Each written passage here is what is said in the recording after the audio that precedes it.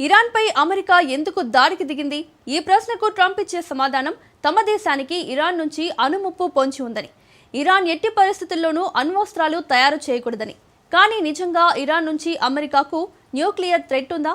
తాజాగా ఈ ప్రశ్నకే అగ్రరాజ్యం నిఘా విభాగం చీఫ్ తులసి గబ్బార్డ్ క్లారిటీ ఇచ్చారు. అమెరికాకు ఇరాన్ కంటే చైనా, పాకిస్తాన్ నుంచే అధిక ముప్పు పొంచి ఉందన్నారు. గతేడాది జరిపిన దాడుల తర్వాత ఇరాన్ అణు కార్యక్రమం ఆగిపోయిందని క్లారిటీ ఇచ్చారు. ఈ వివరణే ఇప్పుడు అమెరికా రాజకీయాన్ని షేక్ చేస్తుంది. తీవ్ర సంక్షోభంలో కూరుకుపోయిన పాకిస్తాన్ను వణికిస్తుంది. ఇంతకు అమెరికాకు ఇరాన్ నుంచి కాదు, పాక్ నుంచే ముప్పు పొంచి ఉందని తులసి గబ్బార్డ్ ఎందుకన్నారు? ఇరాన్తో యుద్ధం, పాకిస్తాన్తో స్నేహం చేయడాన్ని ప్రశ్నిస్తున్నారా? ఈ పరిణామాలు ట్రంప్ సర్కార్ను ఎలా ఇరుకున పెట్టబోతున్నాయి? Let's watch.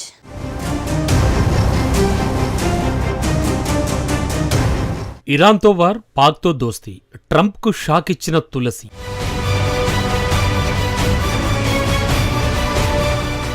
అమెరికాకు పాకిస్తాన్ నుంచే ముప్పు పొంచి ఉందని క్లారిటీ.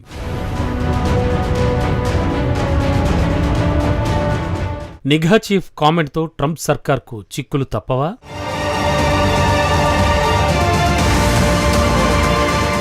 హెర్ముజ్ జలసంధి విషయం మిత్రదేశాలను సాయం కోరి భంగపడ్డ ట్రంప్కు ఇప్పుడు సొంత దేశంలోనే వ్యతిరేకత పెరుగుతోంది. ఇరాన్పై కొనసాగిస్తోన్న ఆపరేషన్ ఎపిక్ ఫ్యూరీని విపక్ష డెమోక్రాట్లే కాకుండా ట్రంప్ సొంత పార్టీ రిపబ్లికన్ నాయకులు సైతం తప్పుపడుతున్నారు. హాలీవుడ్ సెలబ్రిటీలు, అమెరికన్ విద్యావేత్తలు ఇరాన్పై ఆర్మీ ఆపరేషన్ను వ్యతిరేకిస్తున్నాయి. అధ్యక్షుడు కాంగ్రెస్ అనుమతి లేకుండా సొంతంగా నిర్ణయం తీసుకోవడం, ఇప్పటికే ఈ యుద్ధం కోసం అమెరికా సుమారు $16.5 బిలియన్ ఖర్చు చేయడం, యుద్ధంలో ఇరాన్ పోర్లతో పాటు అమెరికా సైనికులు కూడా ప్రాణాలు కోల్పోవడంపై ఆందోళన వ్యక్తం చేస్తున్నారు. ఈ పరిణామాలన్నీ అధ్యక్షుని ఉక్కిరిబిక్కిరి చేస్తున్న వేళ సీన్లోకి నిఘా విభాగం అధిపతి తులసి గబ్బార్డ్ వచ్చారు. ఆమె చేసిన ప్రకటనే ఇప్పుడు ట్రంప్ సర్కార్ మేడకు చుట్టుకుంటోంది.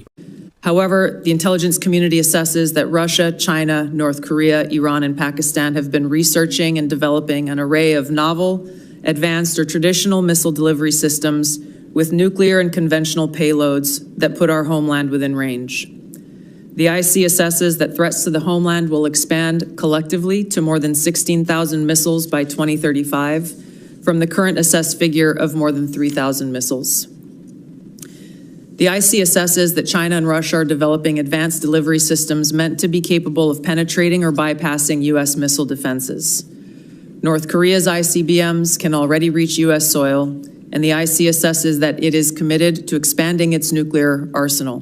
ఇరాన్తో యుద్ధం వేళ సెనెట్ విచారణలో ఇంటెలిజెన్స్ చీఫ్ తులసి చేసిన వ్యాఖ్యలే ఇవి. ఇరాన్ నాయకత్వం, సైనిక సామర్థ్యాలపై దాడుల కారణంగా అక్కడి పాలన చెక్కు చెదరకపోయినా చాలా వరకు బలహీనపడిందని అమెరికా నిఘా వర్గాలు అంచనా వేస్తున్నాయని సెనెట్ విచారణలో గబ్బార్డ్ తెలిపారు. ఈ సందర్భంగా అమెరికాకు అత్యంత భారీ అణుముప్పును కలిగించే దేశాల్లో ఇరాన్, చైనా, రష్యా, ఉత్తర కొరియాలతో పాటు పాకిస్తాన్ కూడా ఒకటని గబ్బార్డ్ పేర్కొన్నారు. ఈ దేశాలు అణ్వాయుధాలు, సాంప్రదాయ వార్ హెడ్లు రెండింటినీ మోయగల అధునాతన క్షిపణి ప్రయోగ వ్యవస్థలను చురుగ్గా అభివృద్ధి చేస్తున్నాయని ఆమె వెల్లడించారు. రష్యా, చైనా, ఉత్తర కొరియా, ఇరాన్, పాకిస్తాన్లు అణ్వాయుధాలు, సాంప్రదాయ పేలోడ్లతో కూడిన అనేక రకాల కొత్త అధునాతన సాంప్రదాయ క్షిపణి ప్రయోగ వ్యవస్థలపై పరిశోధనలు అభివృద్ధి చేస్తున్నాయని నిఘా వర్గాలు అంచనా వేస్తున్నట్లు చెప్పారు. రష్యా, చైనాలతో ఉత్తర కొరియా సహకారాన్ని పెంచుకుంటోందని ఆందోళన వ్యక్తం చేశారు. Pakistan's long-range ballistic missile development potentially could include ICBMs with a range capable of striking the homeland. The IC assesses that Iran has previously demonstrated space launch and other technology it could use to begin to develop a militarily viable ICBM before 2035, should Tehran attempt to pursue that capability. However, these assessments will clearly be updated as the full impact of Operation Epic Fury's devastating strikes on Iran's missile production facilities, stockpiles, and launch capabilities is determined. నిజానికి గతేడాది జూన్లో America Iran అణు కార్యక్రమాన్ని పూర్తిగా ధ్వంసం చేసిందని, పునర్నిర్మాణానికి Tehran చేసిన ప్రయత్నాలేవి తాము గమనించలేదని కూడా నిఘాధిపతి క్లారిటీ ఇచ్చారు. లిఖితపూర్వకంగా ఇచ్చిన వార్షిక ముప్పు అంచనాలో ఈ వివరాలను ఆమె పంచుకున్నారు. అయితే సెనేటర్లతో మాట్లాడేటప్పుడు దీన్ని మాత్రం వెల్లడించలేదు. ఆపరేషన్ మిడ్ నైట్ హ్యామర్ ఫలితంగా ఇరాన్ యురేనియం శుద్ధి కార్యక్రమం ధ్వంసమైందని, అప్పటి నుంచి అణు సామర్థ్యాన్ని తిరిగి నిర్మించుకోవడానికి ఎలాంటి ప్రయత్నాలు జరగలేదని సెనేట్ ఇంటెలిజెన్స్ కమిటీకి ఇచ్చిన సాక్ష్యంలో గబ్బార్డ్ చెప్పినట్లు ఏఎఫ్సి తన కథనంలో తెలిపింది. కెమెరా ముందు ఆ నిర్ధారణను ఎందుకు బయటపెట్టలేదని ఒక డెమోక్రాట్ సెనేటర్ నిలదీయగా, విచారణ సమయంలో తన పూర్తి సాక్ష్యాన్ని సమీక్షించుకోవడానికి తగిన సమయం లభించలేదని గబ్బార్డ్ సమాధానం ఇచ్చారు. కానీ ఆ అంచనాను ఆమె ఖండించలేదు. కానీ ట్రంప్ తక్షణ అణుముప్పు కారణంగానే ఇజ్రాయెల్తో కలిసి ఇరాన్పై ఫిబ్రవరి 28న దాడికి ఆదేశించినట్లు పదే పదే పేర్కొన్నాడు. ఈ నేపథ్యంలో అమెరికా ఇంటెలిజెన్స్ చీఫ్ తులసి గబ్బార్డ్ ఇప్పటికిప్పుడు ఇరాన్ నుంచి ముప్పేం లేదని చేసిన వ్యాఖ్యలు ట్రంప్ సర్కార్ను చిక్కుల్లో పడేశాయి. ట్రంప్ విదేశాంగ విధానంలో ఇరాన్ అతిపెద్ద శత్రువు. తన మొదటి విడతలో ఇరాన్ అణు ఒప్పందం నుంచి తప్పుకోవడం, జనరల్ ఖాసిం సులేమానీని హతమార్చడం వంటి చర్యలతో ట్రంప్ ఇరాన్ను ప్రధాన ముప్పుగా చూశాడు. అయితే తులసి గబ్బార్డ్ మాత్రం అమెరికాకు ఇరాన్ ప్రత్యక్ష ముప్పు కాదని వ్యాఖ్యానించారు. ట్రంప్ క్యాబినెట్లోని మిగిలిన వాళ్లు, ఉదాహరణకు మార్క్ రూబియో, ఇరాన్ను కట్టడి చేయాలని చూస్తుంటే గబ్బార్డ్ భిన్నమైన వాదన వినిపించడం వల్ల ప్రభుత్వ నిర్ణయాల్లోనే సందిగ్ధత ఏర్పడే అవకాశం ఉంది. తులసి గబ్బార్డ్ మొదటి నుంచి పాకిస్తాన్ను తీవ్రంగా విమర్శిస్తూ వస్తున్నారు. అల్-ఖైదా వంటి సంస్థలకు పాకిస్తాన్ ఆశ్రయం ఇస్తోందని, అమెరికాకు అసలైన ముప్పు అక్కడి నుంచే ఉందని స్పష్టం చేస్తున్నారు. ట్రంప్ తన విదేశాంగ విధానంలో పాకిస్తాన్తో స్నేహపూర్వకంగా వ్యవహరిస్తున్నాడు. ఇప్పుడు ఇంటెలిజెన్స్ విభాగం అధిపతిగా గబ్బార్డ్ ఉంటే పాకిస్తాన్తో దౌత్య సంబంధాలను కొనసాగించడం ట్రంప్ అడ్మినిస్ట్రేషన్ కు కత్తిమీద సాములా మారింది. తులసి గబ్బార్డ్ వ్యాఖ్యలు ట్రంప్ కు ఒకవైపు భారత్ వంటి మిత్ర దేశాలతో సంబంధాలు బలపడ్డానికి సహకరిస్తాయి. కానీ ఇరాన్ విషయంలో ఆమె మెతక వైఖరి ట్రంప్ సొంత పార్టీలోని వారితో, ఇజ్రాయెల్ వంటి దేశాలతో విభేదాలు సృష్టించే అవకాశం ఉంది. తులసి వ్యాఖ్యలు ట్రంప్నే కాదు, ఉగ్రదేశం పాకిస్తాన్ను చిక్కుల్లో పడైబోతున్నాయి.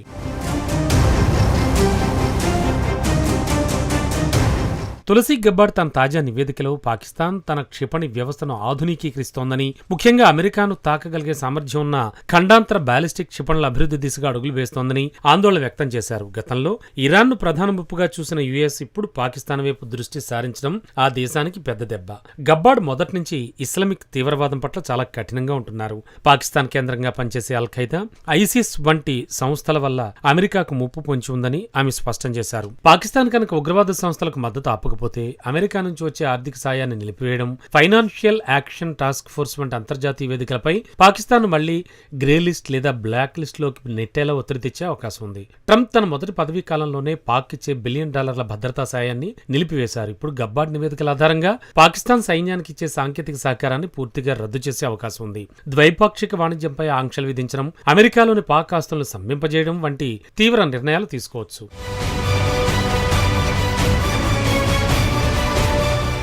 తులసి గబ్బార్డ్ భారత్కు, ముఖ్యంగా ప్రస్తుత ప్రభుత్వానికి అనుకూలమైన వ్యక్తిగా గుర్తింపు పొందారు. ఆమె పాకిస్తాన్ ప్రేరేపిత ఉగ్రవాదాన్ని, ఉదాహరణకు పెహల్గామ్ లాంటి దాడులు అంతర్జాతీయ వేదికలపై ఎండగడుతున్నారు. దీనివల్ల దక్షిణాసియాలో అమెరికా తన ప్రాధాన్యాన్ని పాకిస్తాన్ నుంచి పూర్తిగా భారత్ వైపు మళ్లిస్తోంది. ఇది పాకిస్తాన్ దౌత్యపరంగా ఒంటరిని చేసే ప్రమాదం ఉంది. ప్రస్తుతం ఇరాన్ అణు సామర్థ్యాన్ని దెబ్బతీసిన తర్వాత అమెరికా పాకిస్తాన్పై దృష్టి పెట్టే సూచనలే కనబడుతున్నాయి. పాక్ ఆర్థిక పరిస్థితి ఇప్పటికే ఆశాజనకంగా లేదు. ఈ సమయంలో అమెరికా వాణిజ్యపరమైన ఆంక్షలు విధిస్తే ఆ దేశం దివాలా తీసే ప్రమాదం ఉంది. పాక్ అణ్వాయుధ క్షిపణి ప్రోగ్రాంకు అవసరమైన విడి భాగాల సరఫరాను నిలిపివేసేలా అంతర్జాతీయంగా ఒత్తిడి తీసుకురావచ్చు. తులసి గబ్బార్డ్ ఆలోచన విధానం చూస్తుంటే పాకిస్తాన్ తన ఉగ్రవాద అనుకూల విధానాలను మార్చుకోకపోతే ట్రంప్ హయాంలో ఆ దేశం కఠినమైన అంతర్జాతీయ ఆంక్షలను ఎదుర్కోవడం ఖాయంగా కనబడుతోంది.